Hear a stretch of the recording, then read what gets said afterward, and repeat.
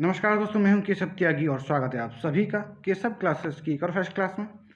दोस्तों, आज हम बात करेंगे राजस्थान की प्राचीन सभ्यताएं जैसे कालीबंगा, आहड़, गणेश्वर, बालाथर और बैराट से बनने वाले मोस्ट इंपॉर्टेंट क्वेश्चंस के बारे में जो पिछले भर्ती परीक्षाओं में आ चुके हैं। और इस दृष्टि से हम कह सकते हैं कि आगामी आने वाली परीक्षाओं के लिए भी यह आपके लिए सहायक सिद्ध हो सकते हैं। तो आप बिना टाइम गवाए पूरी वीडियो को एंड तक देखते रहिए। और चलिए शुरू करते हैं। हमारा फर्स्ट प्रश्न है, अग्नि वेदिकाएं किस सभ्यता स्थल से प्राप्त हुई? आपके पास ऑप्शन है ए बागौर, बी कालीबंगा, सी सुनहरी और डी नोह।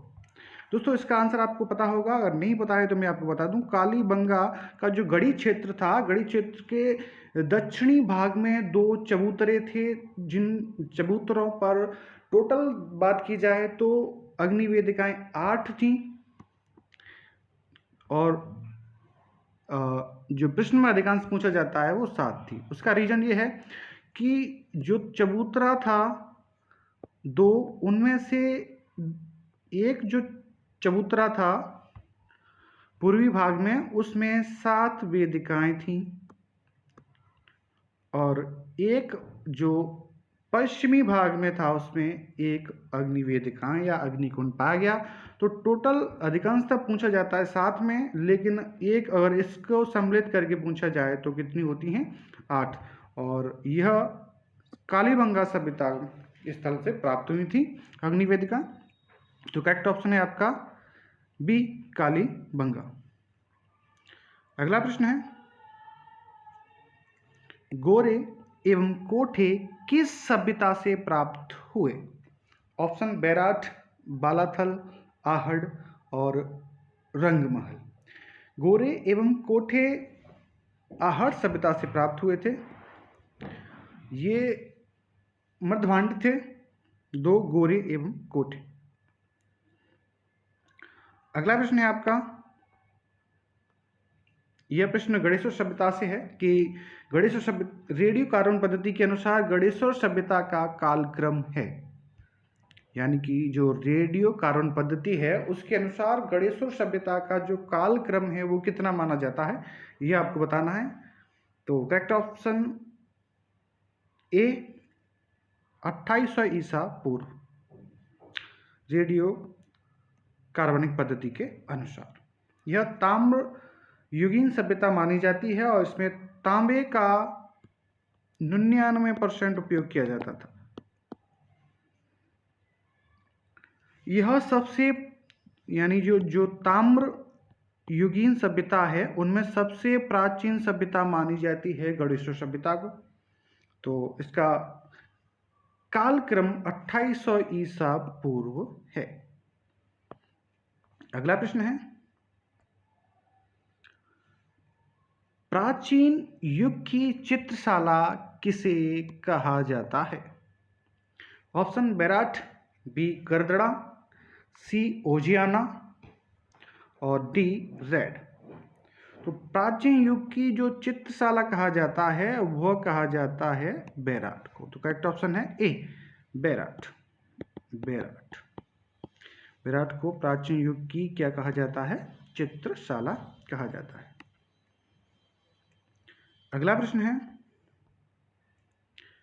बैराट सभ्यता स्थल से इंडो ग्रीक शासकों की कितनी मुद्राएं प्राप्त हुई? तो ऑप्शन ए 8, बी 16, सी 24 और डी 28। दोस्तों बताइए इसका आंसर। ये आपके लिए बहुत ही महत्वपूर्ण प्रश्न है और हो सकता है कि यह पिछली भर्तियों में पूछा गया है, तो इस आधार पर ये आगे आने वाली भर्तियों में भी पूछा जा सकता है। बताइए, कमेंट कीजिए। दोस्तों, इसका जो करेक्ट ऑप्शन है वो 28 है। क्या है? 28, यानी कि डी। बैराट सभ्यता स्थल से इंडो ग्रीक शासकों की 28 मुद्राएं प्राप्त हुई हैं। कितनी हुई हैं? 28। अगला प्रश्न है,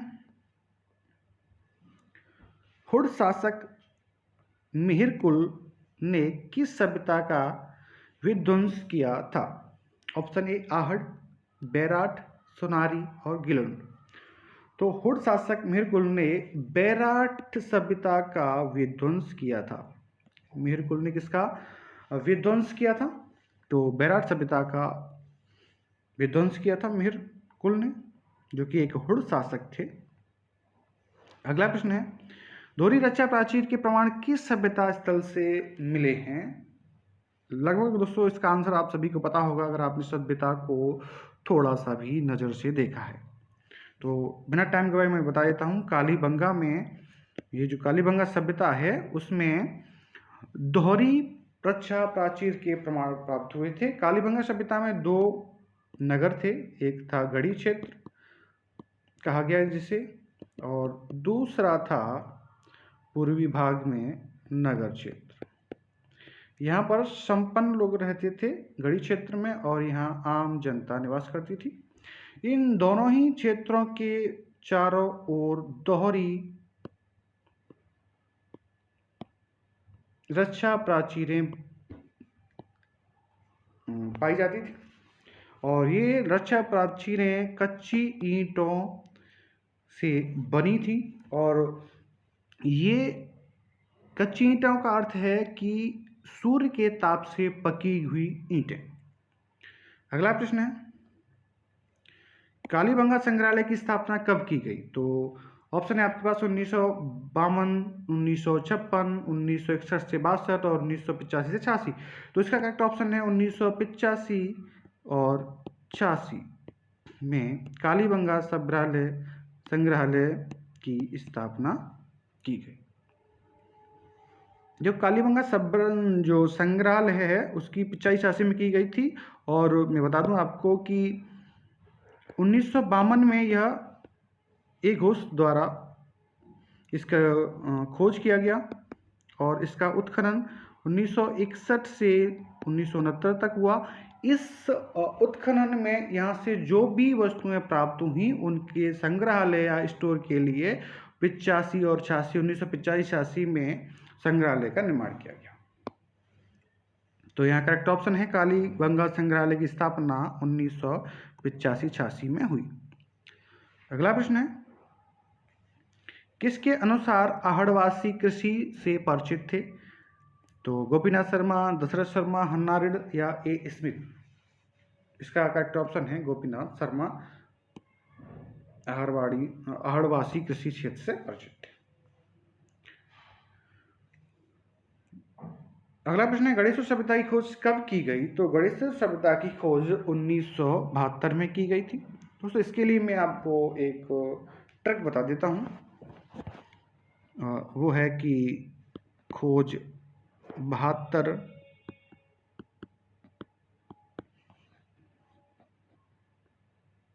खुदाई 77,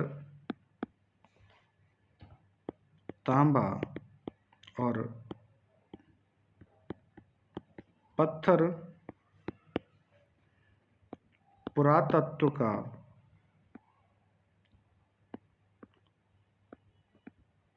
पुष्कर, गणेश्वर,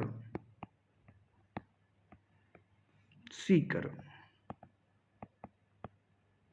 यानी कि गणेश्वर सभ्यता की खोज 72 में की गई,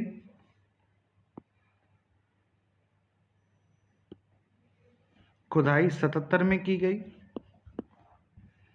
तांबा और पत्थर इसमें प्रमुख धातुआं प्राप्त हुई, और इसे उपनाम दिया गया पुरातत्व का पुष्कर। और यह जो स्थित है वो गणेश्वर जो सभ्यता स्थित है वो सीकर में स्थित है। सीकर में नीम का थाना जो स्थान है वहाँ एक कांतली नदी के किनारे यह सभ्यता पाई गई। अगला प्रश्न है, आहड़वासी मृतकों के साथ क्या गाड़ते थे? तो आहड़वासी मृतकों के साथ आभूषण गाड़ते थे। क्या गाड़ते थे? आभूषण गाड़ते थे। उनकी मान्यता यह थी कि अगले जन्म में, ऐसा बताया जाता है कि अगले जन्म में कुछ ना तो कुछ करता रहेगा ऐसा ही कुछ मान्यता थी। तो इस मान्यता के खाली हाथ आने और जाने के कारण उन्होंने कहा कुछ इसकी जो कर्मों से प्राप्त संपत्ति है उसमें से कुछ हिस्सा इसके साथ आभूषण के रूप में दे दिया जाए। यह उस समय की मान्यता थी। अगला प्रश्न है, निम्नलिखित में से किस सभ्यता स्थल का स्थानीय नाम धूलकोट है? तो यह जो प्रश्न है इसका आंसर आप बताइए, क्योंकि यह मोस्ट इंपोर्टेंट प्रश्न है और कई भर्तियों में पूछा जा चुका है। बताइए आप।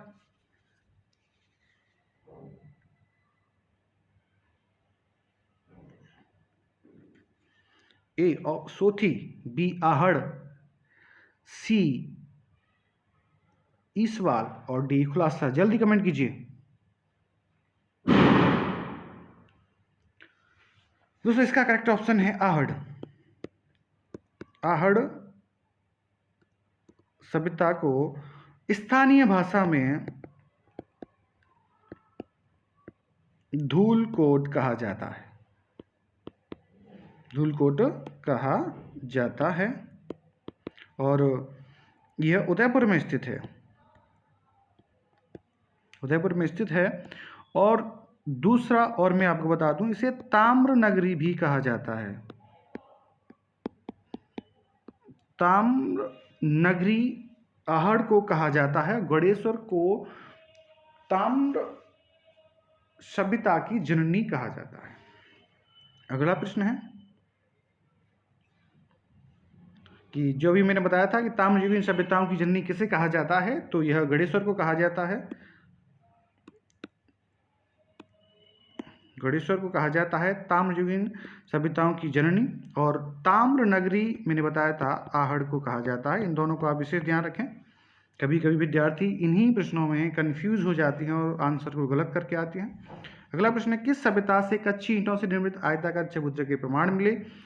तो इस ऑप्शन है आपके पास कालीबंगा, बी आहड़, सी सोनारी और डी ओजियाना। बताइए किस सभ्यता से कच्ची ईंटों से निर्मित आयताकार चबूतरे के प्रमाण मिले? तो यह कालीबंगा से प्राप्त हुए थे। Correct option Kalibangan. अगला प्रश्न है, किस स्थान पर उत्खनन से प्राप्त पर एक तरफ त्रिशूल दूसरी तरफ यूनानी देवता अपोलो का चित्र अंकित है? तो यह है आपका करेक्ट ऑप्शन आहड़।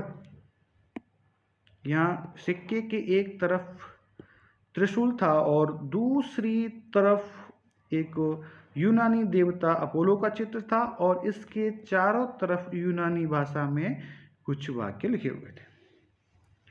अगला प्रश्न है, निम्नलिखित में से आहड़ सभ्यता से प्राप्त अवशेष हैं। ऑप्शन ए तावा गलाने की भट्टियां, ऑप्शन बी नाप तौल के बांट, ऑप्शन सी रंगाई छपाई हेतु लकड़ी के ठप्पे और ऑप्शन डी उपयुक्त सभी। तो यहाँ करेक्ट ऑप्शन है उपयुक्त सभी, क्योंकि यह सभी आहड़ सभ्यता से प्राप्त अवशेष हैं। अगला प्रश्न है, पत्थर से निर्मित मकान व बांध के साक्ष्य किस स्थान से प्राप्त हुए? तो यह गणेश्वर से हुए थे। और अगला प्रश्न है, गणेश्वर में मकान भी पत्थर के बनाए जाते थे और मकान के जो नींव थी, नींव में पत्थर के टुकड़े जिन्हें चिप्स कहा गया उनको डाला जाता था। यहाँ ध्यान रखें, यहाँ ईंटों का उपयोग नहीं किया गया है, ना कच्ची ना पकी। अगला प्रश्न है, कुष्ठ रोग किस के प्रमाण व सूती वस्त्र का टुकड़ा किस स्थान पर से मिले? तो करेक्ट ऑप्शन है बालाथल। अगला प्रश्न है, चीनी यात्री हनसांग के ने बैराट में बौद्ध मठों की संख्या कितनी बताई है?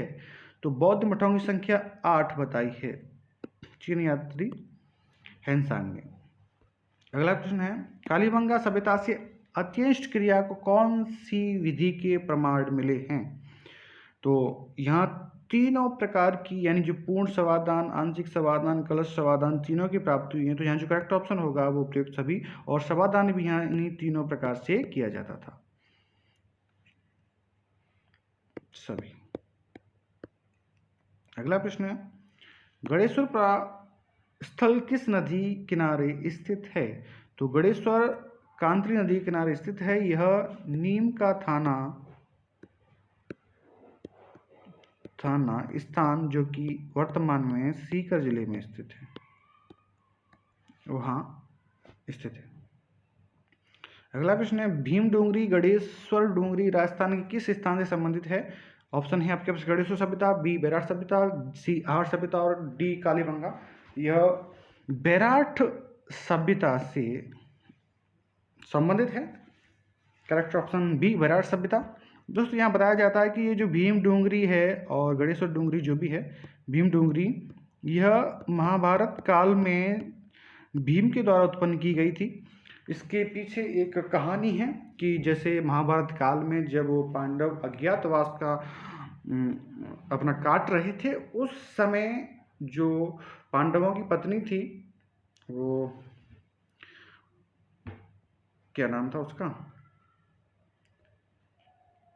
जो भी है जिसने महाभारत करवाया था केस खोल के, जो भी है उसका नाम मुझे याद नहीं इस समय, उसको प्यास लगी थी और द्रौपदी था शायद, उसका नाम द्रौपदी है। द्रौपदी को जब प्यास लगी थी तो उसने भीम से कहा था पानी के लिए। तो यहाँ ये कहावत है कि भीम ने उस समय आसपास पानी नहीं था तो एक चट्टान में लात मार करके पानी को निकाल दिया था पीने के लिए, और उसी को भीम डोंगरी कहा जाता है, या इसका अन्य नाम है भीम ताल। तो यह बेराठ सभ्यता से संबंधित है। अगला प्रश्न है, निम्नांकित में से किस इतिहासकार ने कालीबंगा को सिंधु घाटी साम्राज्य की तृतीय राजधानी कहा गया था? तो यह दशरथ शर्मा ने कहा था तृतीय राजधानी। अगला प्रश्न है, निम्नलिखित में से किस पुरातात्विक स्थल से जुते हुए खेत का साक्ष्य मिला है? तो यह दोस्तों सभी को पता होगा, अगर आपने थोड़ा बहुत भी पढ़ा होगा तो यह कालीबंगा से जुते हुए खेतों का साक्ष्य मिला था। देखो मैं बता देता हूँ, कालीबंगा से जुते हुए खेत तो प्राप्त हुए थे, जुते हुए खेत प्राप्त हुए थे, लेकिन हल प्राप्त नहीं हुआ है। ये तो प्राप्त थे, लेकिन बात करें हल की तो हल प्राप्त नहीं हुए थे।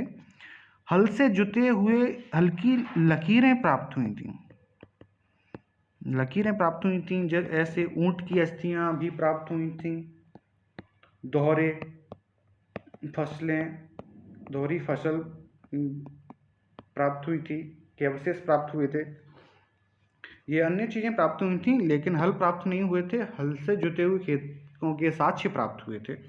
अगला प्रश्न है, मेसोपोटामिया की बेलनाकार मोहरें किस सभ्यता से प्राप्त हुई थी? तो यह प्राप्त हुई थी, आप बताइए। Option A Kalibangan, B Rairh, C Rangmahal और डी नगर।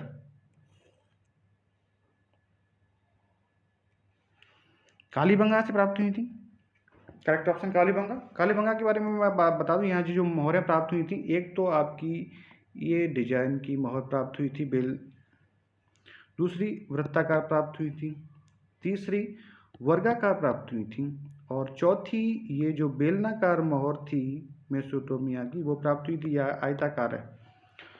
यहाँ सर्वाधिक मोहरें जो प्राप्त हुई थी वो वर्गाकार प्राप्त हुई थी, और ये जो मेसोपोटामिया की मोहर है ये है, और यह इस बात का संकेत है कि इसके साथ कोई व्यापारिक संबंध रहे होंगे कालीबंगा के टाइम पे। अगला प्रश्न है, पुरातत्व का पुष्कर किस सभ्यता को कहा गया? जैसे अभी मैंने ट्रिक के माध्यम से आपको बताया था कि पुरातत्व का पुष्कर गणेश्वर को कहा गया था, जैसे कि खोज 72,